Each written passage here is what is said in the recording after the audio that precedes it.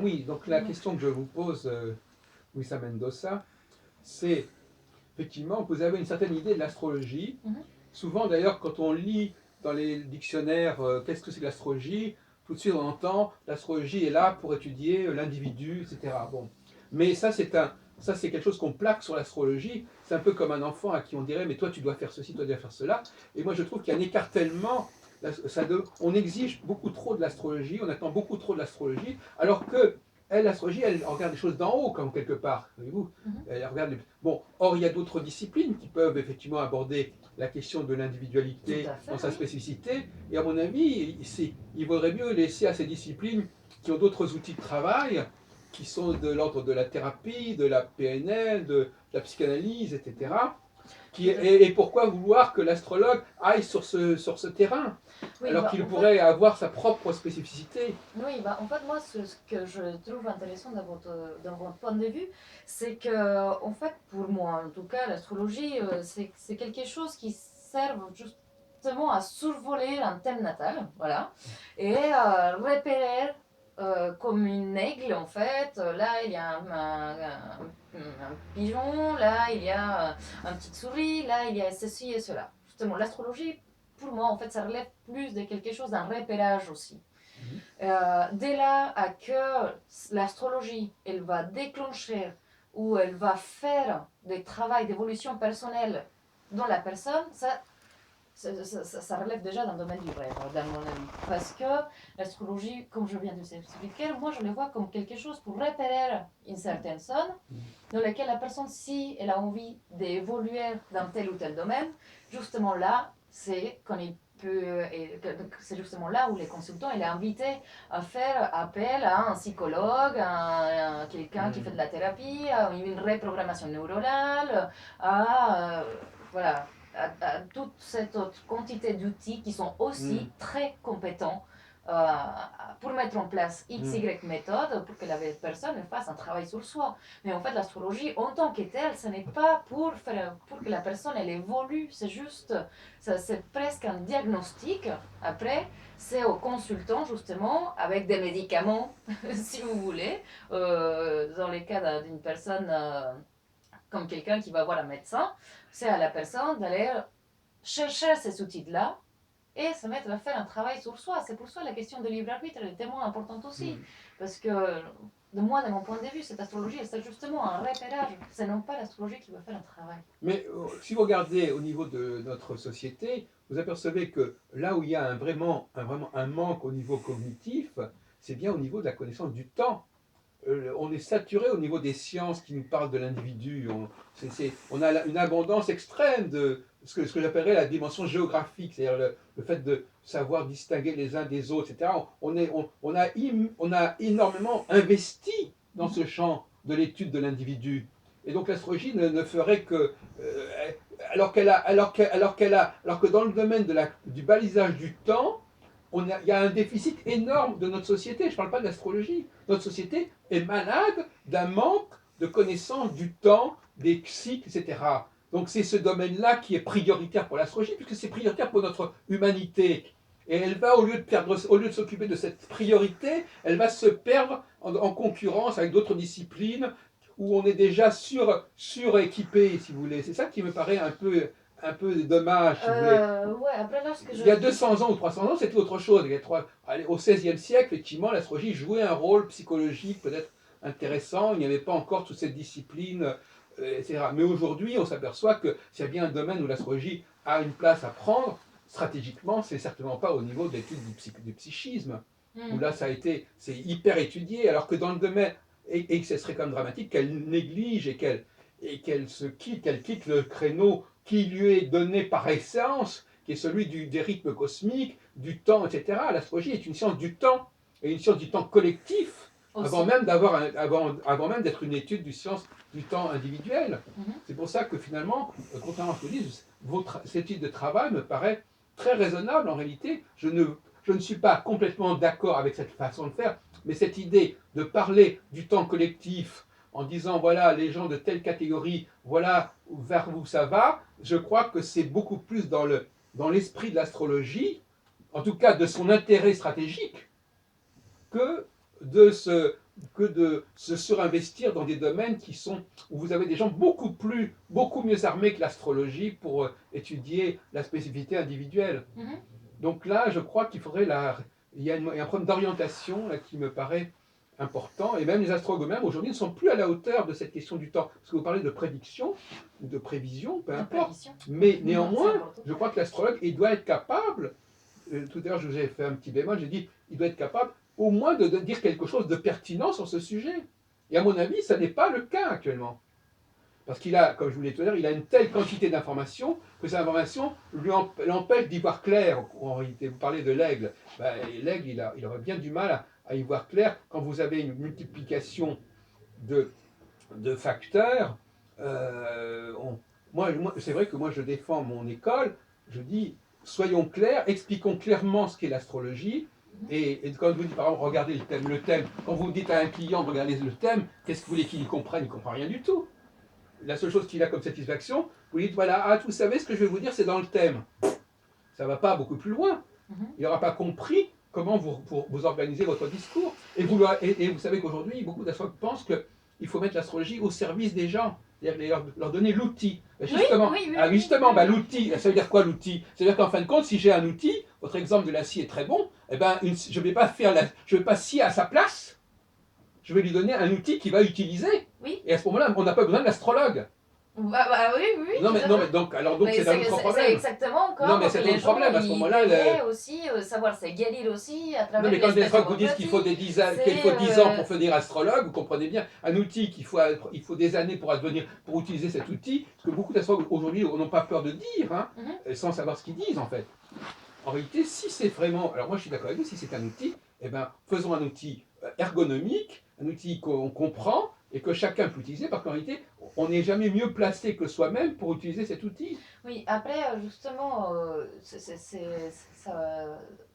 comment dire, c'est assez compliqué parce qu'il y a beaucoup de points à mes yeux qui sont importants, qui sont des outils justement qu'on devrait étudier dans notre formation pour devenir des adultes, on va dire, libres, conscients et responsables. Par exemple, une des choses complètement anodines qui n'a rien à voir, c'est par exemple on devrait tous avoir le permis de conduire au moment où on sort du bac. C'est quelque chose qu'on devrait avoir, qu'on devrait savoir et connaître, et non pas quelque chose qui fait partie d'un système. Bon, enfin bref, on devrait quand même avoir une formation importante pour connaître comment ça marche notre système d'alimentation, comment on peut combiner les fers avec la vitamine C, machin, etc., comment il marche notre organisme pour avoir une alimentation saine et éviter des problèmes d'un âge beaucoup plus avancé. Oui. Et l'astrologie, à mes yeux, justement, ça rentre un peu dans ces cadres-là. Non, l'astrologie, oui, mais pas cette astrologie-là. Non, mais l'astrologie, oui. L'astrologie, si l'astrologie effectivement était un outil au même titre que ceux que vous dites, effectivement, ça serait tout à fait valable. Mais l'astrologie que vous proposez, vous, c'est même pas un outil. C'est une espèce de discours comme ça, de langage, mais c'est beaucoup trop compliqué pour être un outil mis à la disposition du public. Et c'est pour cette raison qu'on a besoin d'astrologues, parce qu'il n'y a que les astrologues qui sont supposés être capables d'utiliser cet outil, ce qui est un paradoxe. C'est comme si on nous vendait des voitures en disant « je vous vends les voitures avec un chauffeur, parce que vous-même, vous ne saurez jamais conduire la voiture ». On a dépassé ça. Aujourd'hui, on a des ordinateurs. Il y a 40 ans, on avait encore des secrétaires qui faisaient de la sténodactylo et qui tapaient à la machine. Aujourd'hui, tout le monde est capable. Aujourd'hui, au XXIe siècle, un outil, c'est ce qu'on appelle c'est intuitif, un outil. C'est-à-dire que les gens doivent comprendre immédiatement comment ça. En quelques heures, quelqu'un doit savoir. Là, on est en train d'être filmé par un téléphone mobile. Ils doivent savoir en quelques heures utiliser cet outil. Oui, justement. Bon, ben, ça n'en est pas. On n'en est pas. L'astrologie n'en est pas du tout là. Tel que vous la pratiquez. Peut-être il n'est pas encore là, mais justement, ça serait une des choses dans lesquelles elle est appelée à évoluer. Mais pas dans la complexité dans laquelle elle se trouve. Elle n'est pas ergonomique du tout. Elle est beaucoup trop compliquée. Bah, vous avez par exemple, quand vous êtes malade, si vous prenez un thé, je ne sais rien, au gingembre et du miel et du citron, bah, ça va vous faire quand même un effet réconfortant. Et pourtant, vous n'êtes pas médecin. évidemment, Mais si vous justement, voulez mais- aller vers des choses beaucoup plus précises et beaucoup plus oui, complexes, vous allez eh dans bien ces voilà, eh bien cas-là voir exactement, un eh médecin. bien exactement. Mais l'astrologie, moi je suis plus partante et c'est comme si je me tirais une balle dans les pieds. Je suis bien d'accord. Mais l'astrologie, ça doit former à mes yeux un outil justement que les jeunes, enfin que les personnes, ils doivent quand même avoir des notions. Mais Déjà, ah ben, des notions, mais justement, quelles sont ces ça notions? empêcherait justement Oui, que les marchés dans lesquels on est, qui c'est tellement compliqué parce qu'on n'est pas obligé d'avoir un diplôme, n'importe quel charlatan, et puis venir vous raconter n'importe quelle histoire. Donc déjà, c'est de là aussi l'importance que les gens ils soient au courant de comment cet outil elle fonctionne. Et après, si vous avez vraiment besoin de quelque chose de très précis, très particulier, dans ces cas-là, ben voilà, vous faites appel à un astrologue. On n'en est pas là, je suis bien d'accord, mais c'est quelque chose aussi qui est appelé à évoluer en même temps. mais justement, commençons effectivement par les outils qu'on peut mettre à la portée du public. Mm, Et qu'après, quand vous avez raison, dans un deuxième temps, on peut éventuellement aller voir un spécialiste, c'est vrai. tout à fait. Regardez, par exemple, même sur le plan médical, avant même d'aller voir un médecin, nous avons notre propre façon de nous nourrir, Mm, c'est préventif, donc c'est que dans un deuxième temps. Et bien voilà. là, pour l'instant, quel est l'outil astrologique que vous pouvez mettre à la disposition du public? Alors ça, c'est que je trouve en fait qu'on n'a pas assez une façon spontanée, justement, comme je vous disais, de transmettre cette base d'astrologie. On trouve soit des livres déjà qui vous font rentrer dans un certain cadre, ou des vidéos sur Internet qui commencent à enfin, qui voudraient justement faire simple, mais qui déjà ils demandent de connaître les 12 signes, les 12 planètes, enfin les signes, les planètes, leurs symboles, toutes de façon par cœur, comme si ça serait votre spécialisation, alors qu'on peut déjà aborder la question d'une façon beaucoup plus... euh, comme on apprendrait à un enfant, je ne sais pas, à sauter la corde. Enfin, si vous voulez quelque chose de beaucoup plus léger. Ah ben ça intéressant, parce que je vois pas très bien à quoi vous pensez quand vous dites ça, franchement. Parce que C'est justement ce que non, j'aimerais non, mais parce que bien. là, C'est justement. on s'interroge. Alors, vous nous dites ça, bravo, mais qu'est-ce que, justement, on est d'accord là-dessus. Alors, s'il y a bien une chose sur laquelle on est d'accord, c'est sur ce point. Voilà. Mais quoi? C'est la question de savoir quoi. Et justement, c'est ce que j'aimerais bien justement mettre en place avec mes cours, avec mes vidéos sur Internet, à travers les petits articles que je vais écrire sur ma page Facebook, à travers ce que je vais mettre sur mon blog. Et donc, justement, c'est quelque chose d'assez facile à comprendre. Donc, J'ai du mal à voir de quoi vous parlez, là, excusez-moi. Je ne vois pas très bien quelles sont les données, les éléments que vous allez transmettre en priorité au public, effectivement. Vous avez vos signes zodiacaux, vous avez vos planètes. Bon, alors vous allez. Les signes zodiacaux, ce n'est pas un symbolisme d'une évidence absolue, déjà. mm, C'est très tortu. Enfin bon, je veux ouais, dire, bon, les planètes, elles ont chacune leur dimension. Moi, je suis parfaitement d'accord. Là, si effectivement, si l'idée c'est effectivement d'élaborer une astrologie très simple, très compréhensible, et, et surtout sur le plan du temps, justement. mm, Parce que là, encore une fois, je crois que vous êtes plutôt en train de nous parler de l'astrologie dans l'espace. C'est-à-dire dans les typologies, vous allez nous parler des typologies planétaires, des typologies zodiacales, mais vous n'allez pas nous parler de la façon dont on peut baliser le temps. ouais, c'est une autre question. Mais par exemple, par rapport à cette question de parler d'une astrologie un peu plus soft, bah déjà beaucoup plus légère. En fait, disons que c'est intéressant de voir de quelle façon on peut accrocher l'attention des personnes à travers des outils accessibles à tout le monde, comme Internet, qui est en grande partie quelque chose connu par une nouvelle génération et pour d'autres personnes aussi, et qui savent s'adapter. Mais en fait, c'est de faire référence à des métaphores, à des images.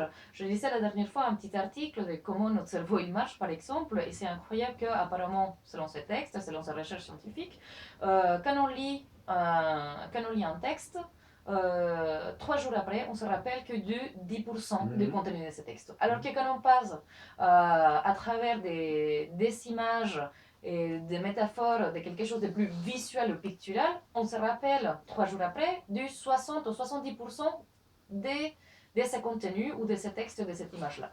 Donc, et du coup, déjà, c'est modifier la façon dont on transmet cette, ce savoir ou cet outil ou voilà, une astrologie.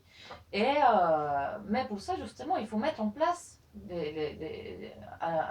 des outils différents. Quoi. Donc, on passe justement d'un format libre, qu'on peut trouver évidemment des livres d'astrologie richissimes aussi. Hein, donc, les personnes qui sont intéressées pour une étude approfondie, bah, justement.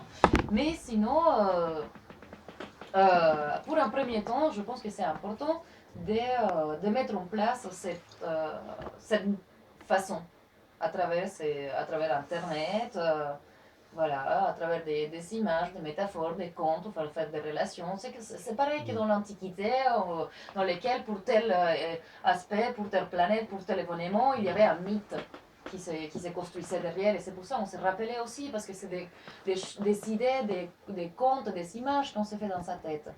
Donc, Bon, on va bientôt conclure cet entretien. De toute façon, on n'est pas là pour faire un colloque.